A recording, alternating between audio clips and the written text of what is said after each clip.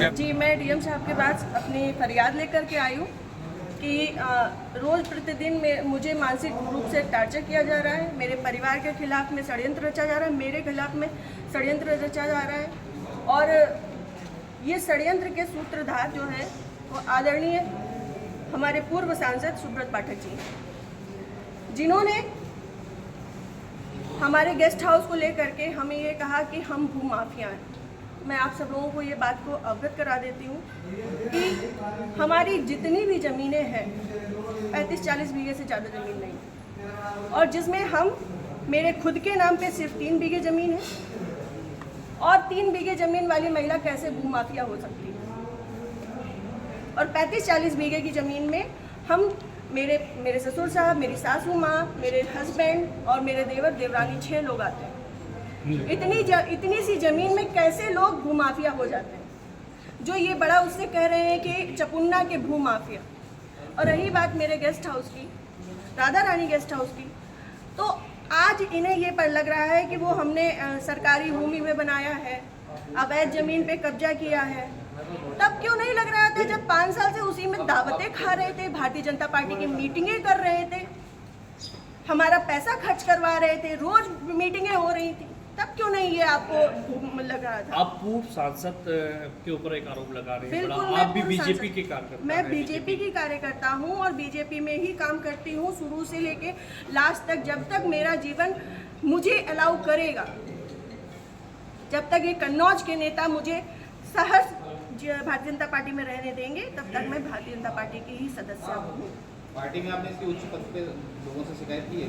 मैंने ये इस विषय के बारे में यहाँ से लेके प्रदेश अध्यक्ष तक को सबको सारी बातें पता है, और आज से नहीं पता है, ये पिछले 2 सालों से पता है। मेरे पिताजी, मेरे ससुर साहब, मेरे हस्बैंड, मेरे हम सब लोगों के लिए हत्या तक का मतलब षड्यंत्र रचा जा चुका है, और विगत के चुनाव के निर्णय के बाद ही रचा गया। पिछली 4 जून को रिजल्ट आया है, पिछली 3 जून को ये हमारे गांव गए थे।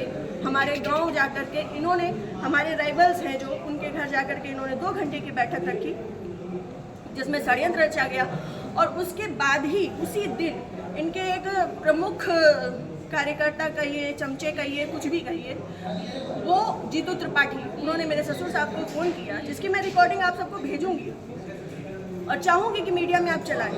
उन्होंने मेरे ससुर साहब को धमकी दी कि अगर चपुन्ना चुनाव नहीं जीता तो आपको 4 तारीख के बाद देख लिया जाएगा। उसके बाद से ये सारा षड्यंत्र रचा गया। क्या चुनाव हरवाने में आपका भी श्रेय जाता है? मैं भारतीय जनता पार्टी तरीके से वो आरोप लगा रहे हैं क्या? वो कुछ भी कहे, वो तो ये भी कह रहे हैं कि भाई नेहा त्रिपाठी ने 20 लाख रुपए ले लिए थे सपा से। वो तो उनका मुँह है, कुछ भी कह सकते हैं। पर मैं भारतीय जनता पार्टी की कार्यकर्ता हूं, और सभी लोग सोशल मीडिया जानते हैं, चलाते हैं, सभी लोग मेरी आईडी में देख सकते हैं कि मैंने किस तरीके से काम किया है। मैं सुब्रत पाठक के लिए काम नहीं करती, मैं भारतीय जनता पार्टी के लिए काम करती हूँ। आपने प्रशासन और पुलिस से शिकायत की इस बारे में? जी, मैंने पिछली 25 तारीख को प्रशासन पुलिस से शिकायत की थी, जिसमें सीओजी की टीम गठित है, और अभी तक कोई भी पकड़ा नहीं गया। क्या मानती है पुलिस, प्रशासन और पुलिस दोनों लापरवाही कर रहे हैं? संभवतः हो सकता है, क्योंकि जिस हिसाब से अब दिन बीतते जा रहे हैं तो मेरा भी सब्र का पैमाना टूटता जा रहा है, और मुझे, मेरे परिवार को बहुत ज़्यादा खतरा है इन लोगों से जो हमारे दुश्मन हैं।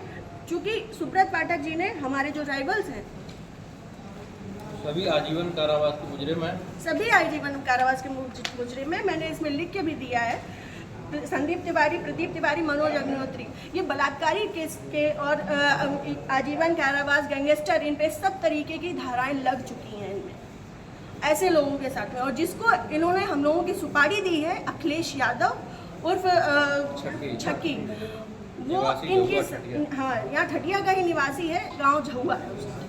वो इन लोगों के साथ में, सुब्रत पाठक के साथ में भी जेल में रहा है, और इन लोगों के साथ में भी जेल में रहा है, और अभी फरार है। और इन लोगों की मोटरसाइकिल भी उनके पास है, अभी तक वो भी बरामद नहीं हुई है। ये लोग सिर्फ मेरा मानसिक, शारीरिक और चारित्रिक शोषण करते आ रहे हैं 2 साल से। मैं 3 साल से मैं बहुत ज़्यादा परेशान हो चुकी हूँ। अब ये चीज़ें नहीं होंगी। आज आपने जिलाधिकारी से बातचीत की है, क्या उन्होंने आश्वासन दिया? उन्होंने मुझे पूर्ण आश्वासन दिया है कि इस पे निष्पक्ष जांच होगी, क्योंकि हमारे पास रिकॉर्ड्स भी हैं, हमारे पास सबूत भी हैं और बहुत सारी चीज़ों के सबूत हैं। समय आने पे मैं वो सब आपके सामने रखूँगी। जिले में जो भी भ्रष्टाचार हो रहा है, जो जिला पंचायत में भ्रष्टाचार हो रहा है, जो ब्लॉक प्रमुख में भ्रष्टाचार हो रहा है, ब्लॉक में भ्रष्टाचार हो रहा है, वो सारी चीज़ें मैं आप सब लोगों के सामने रखूँगी। अगर आपकी सुनवाई आज नहीं होती तो आगे क्या कदम उठाएंगे आप? मैं आप लोगों का सहारा लूँगी और आप लोगों का सहयोग, मुझे पूर्ण विश्वास है कि मेरे साथ हमेशा रहेगा और मैं इस पे अपनी अंतिम सांस तक अब फ्रंट के पैमाने में आकर के लड़ूँगी।